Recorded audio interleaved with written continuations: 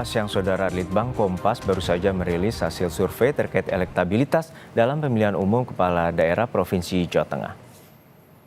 Dari jajak pendapat yang dilakukan pada 15 hingga 20 Oktober 2024, 28,8% responden menyatakan dukungan pada paslon Andika Perkasa dan Hendrar Prihadi. Sementara 28,1% memilih paslon Ahmad Lutfi dan Taj Yassin Maimun. 43,1% masih belum menentukan pilihan atau tidak menjawab.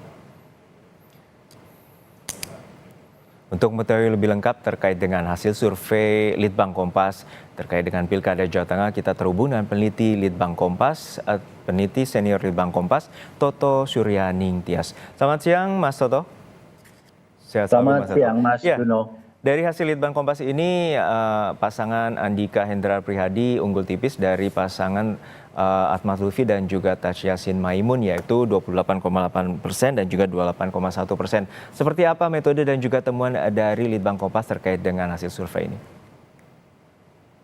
Oke, untuk survei kali ini sebetulnya metodenya tetap sama, jadi astak sistematik bertingkat, jadi sistematik multi-stage systematic random sampling. Kami melakukan survei tanggal 15 sampai dengan 20 Oktober bulan lalu kepada 1.000 responden di Jawa Tengah. Jadi dari hasilnya memang cukup mengejutkan karena ternyata Andika Hendi, pasangan Andika Perkasa dan Hendrar Prihadi ini mampu menyamai ya, bahkan sedikit unggul tipis secara angka, secara nominal dari pasangan kandidat yang dijagokan sebetulnya, yaitu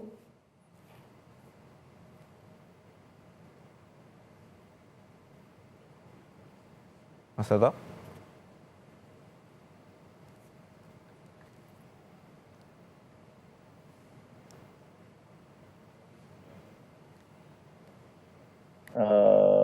Bahwa ini belum mayoritas, karena mayoritas itu justru kalau kita lihat yang paling tinggi adalah suara yang belum menentukan pilihan. Demikian, Mas. Ya, sebelum sampai ke undecided voters atau yang belum menentukan pilihan, bahwa juga ada menarik profil dari pemilih ini, yaitu dari pendidikan tinggi dan juga pendidikan dan juga ada Gen Z atau pemilih muda. Seperti apa Mas Toto bisa lihat dari hasil survei Litbang Kompas ini? Ya, jadi kalau kita lihat dari latar belakang pemilih, sebetulnya dari pemilih Hendi dan pemilih Andika Hendi dan pemilih Ahmad Lutfi Taj Yassin ini banyak didasarkan pada aspek-aspek yang sifatnya sosiologis. Jadi misalnya dari pemilih, kalau kita misalnya dari sini kita lihat berdasar kategori usia ya, dari Gen Z dan Gen Baby Boomer, kita melihat bahwa Andika ini lebih banyak dipreferensi atau dipilih oleh kelompok dari anak muda ya, Gen Z. Itu lebih banyak memilih Andika, bukan berarti absolut memilih Andika gitu. Sementara dari Ahmad Lutfi lebih banyak memilih pada dipilih dari kelompok yang lebih tua, dalam hal ini adalah generasi X. Gitu. Sementara baby boomer, kalau kita lihat di sini masih kosong ya, itu ada tanda tanya. Baby boomer itu sebetulnya dia masih menunggu, jadi dia kebanyakan dari baby boomer itu dia masih belum menjatuhkan pilihan pada kandidat yang ada. Tapi kita harus ingat bahwa piramida penduduk di Jawa Tengah itu mayoritas ada di Gen Y dan Gen X ya. Jadi mulai dari usia 20-an, 30-an, 40-an sampai 50-an. Jadi baby boomer ini kalau kita lihat di piramida penduduk sangat sedikit ya, hanya sekitar bangsa 5% karena 65 tahun ke atas. Ya, Mas Toto, ini juga menarik bahwa undecided voter seperti Anda sampaikan tadi ada 43,1%. Namun dari jawaban responden terkait dengan alasan belum menentukan pilihan adalah karena masih menunggu adanya proses kampanye atau debat. Apakah ini artinya pemilih rasional di tingkat Pilkada Jawa Tengah ini juga cukup tinggi, Mas Toto? Pemilih di Jawa Tengah mungkin bisa dibilang rasional, tapi kalau saya cenderung melihat bahwa ini menunggu proses kampanye atau debat ini lebih pada soal fenomena bahwa di Pilkada Jawa Tengah itu tidak ada calon petahana yang kuat. Dalam arti tidak ada petahana, bukan petahana yang kuat. Tidak ada kandidat petahana. Ya kalau kita mau bilang kuat ya ada Tas Yassin Maimun di sana, tapi kan sebagai wakil gubernur. Sementara di dalam hasil survei ini kita bisa melihat bahwa preferensi pemilih Jawa Tengah itu lebih memproyeksikan pada gubernurnya, bukan wakil gubernurnya. Dan angkanya sangat timpang. Jadi pertimbangan bahwa gubernurnya yang akan mereka pilih itu tuh ada 60-an%. Sementara yang wakil gubernurnya itu hanya belasan persen, hanya 16%. Jadi artinya orang Jawa Tengah itu melihat siapa calon gubernurnya. Dan dalam hal ini maka meskipun Taj Yassin di sana adalah petahana, tetapi faktanya tidak mampu mengangkat elektabilitas secara kuat. Dan itu tercermin bahwa sekarang ini elektabilitasnya sudah mampu disalib oleh kandidat yang sebetulnya dari luar ya. Jadi Andika ini kan diinjeksikan dari Jakarta, dari tingkat nasional ke Jawa Tengah. Itu bisa menyalip elektabilitas petahana sebelumnya. Mas Toto, ini juga menarik bahwa tersisa kurang dari sebulan untuk pemungutan suara. Jadi artinya pemilih bimbang ini dalam kajian Litbang Kompas seperti apa pemilih nanti yang akan mencobloskan suaranya di Pilkada Jawa Tengah? Jadi pemilih bimbang ini kalau kita urai ya, siapa sih pemilih bimbang dan bagaimana mereka mau mencoblos, sebetulnya terbagi dua juga. Jadi antusias tetap tinggi di pemilih bimbang ini, kemudian juga potret pemilih bimbang ini sebetulnya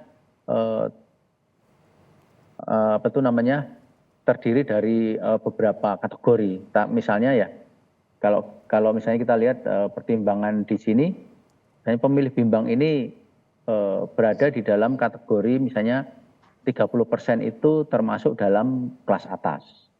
Kemudian untuk kelas menengah atas ada di 38,7%, kemudian di kelompok menengah bawah di 42,5%. Tapi gambarannya begini Mas, pemilih bimbang ini pada dasarnya situasinya juga mirip apabila dilihat dari latar belakang dibanding pemilih yang tidak bimbang. Jadi pemilih yang bimbang ini berpendidikan dasar itu paling besar komposisinya di 45,3%. Kemudian yang berpendidikan menengah 39% dan yang berpendidikan tinggi itu 37%. Nah, komposisi ini kalau ditarik berafiliasi kepada atau lebih apresiasi kepada kandidat yang mana itu tidak terlalu banyak berbeda dengan pemilih yang tidak bimbang. Jadi kita bisa tarik bahwa komposisi pemilih bimbang maupun yang pemilih yang tidak bimbang, yang tadi yang sudah memilih Hendi maupun Ahmad Lutfi itu sebetulnya relatif sama. Masing-masing mengikuti dengan preferensi politiknya gitu.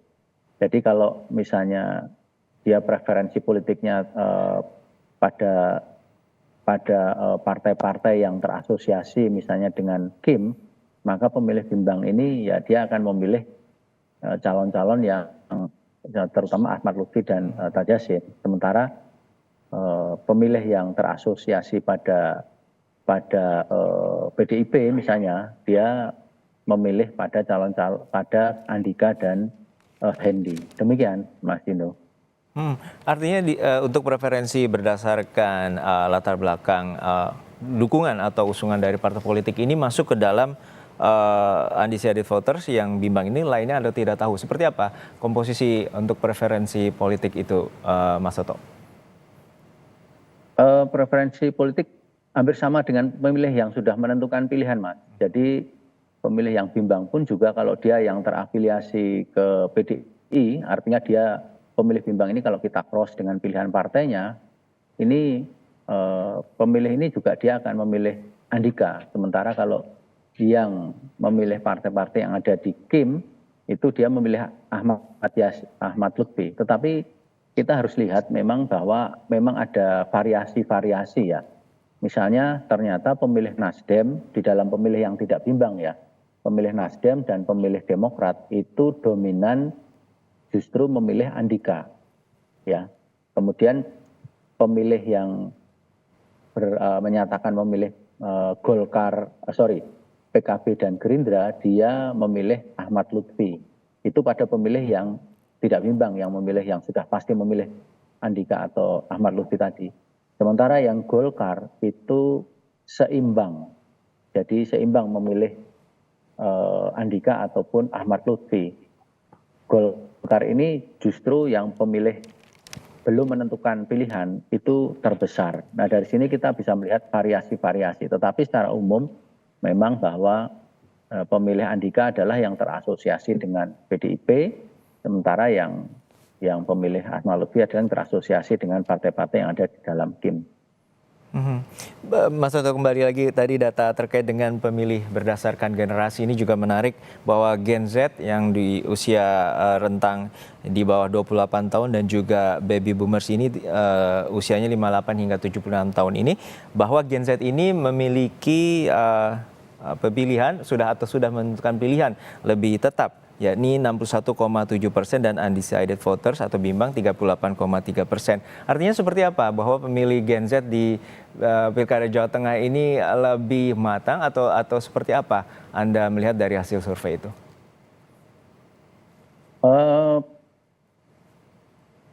Sebetulnya ini kan yang dipakai kan 43% ya Mas ya, yang undecided voters ya. Jadi begini, kalau kita per kategori memang seakan-akan demikian. Jadi kalau kita bagi per kategori memang persentase baby boomer itu yang belum menentukan pilihan lebih besar ketimbang Gen Z.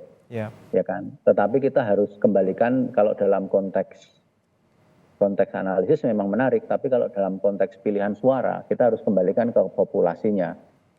Gen Z dan baby boomer ini tidak sama angka nominalnya. Gen Z bisa sekian puluh juta, misalnya bisa 15 juta. Maaf kalau di Jawa Tengah mungkin tidak sampai 15 juta ya, populasi Jawa Tengah kan 37 juta.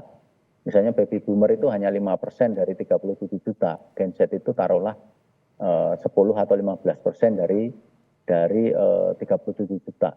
Jadi komposisi nominalnya sebetulnya berbeda, sehingga kalau hanya untuk analisis bahwa Gen Z ini lebih pasti, ya iya memang untuk kategori, tetapi kalau dalam konteks suara nominal, karena yang dihitung kan nominal Mas nantinya, itu ya sebetulnya tetap saja komposisinya pasti akan lebih gede Gen Z, dan ini semakin memperkuat bahwa memang Gen Z itu sudah menentukan pilihan ketimbang yang baby boomer. Nah kalau kita tanya kenapa, ya alasannya bisa alasan yang sifatnya sosiologis, misalnya karakter kelompok usia tua di Jawa Tengah itu yang lebih wait and see, kemudian juga mungkin lebih kurang tersosialisasi dibanding anak muda yang sudah tersosialisasi secara masif lewat media sosial dan media mainstream dan seterusnya gitu. Jadi analisisnya bisa begitu, bisa juga analisis yang sifatnya lebih struktural, misalnya afiliasi partai politik gitu. Kalau afiliasi partai politiknya belum meyakinkan bagi kelompok-kelompok usia yang lebih tua, mungkin mereka belum akan memilih seperti tadi digambarkan pemilih Golkar kan mayoritas masih belum menentukan pilihan misalnya. Nah itu juga jangan-jangan banyak kelompok baby boomer ini yang merupakan afiliasi atau pemilih Golkar gitu. Itu juga berpengaruh ke sana. Baik, terima kasih atas analisis komprehensif Mas Toto Suryani Tias, peneliti senior Litbang Kompas, telah berbagi bersama kami. Terima kasih sekali lagi Mas Toto berbagi bersama kami di Kompas Siang terkait dengan hasil survei Litbang Kompas Pilkada Jawa Tengah.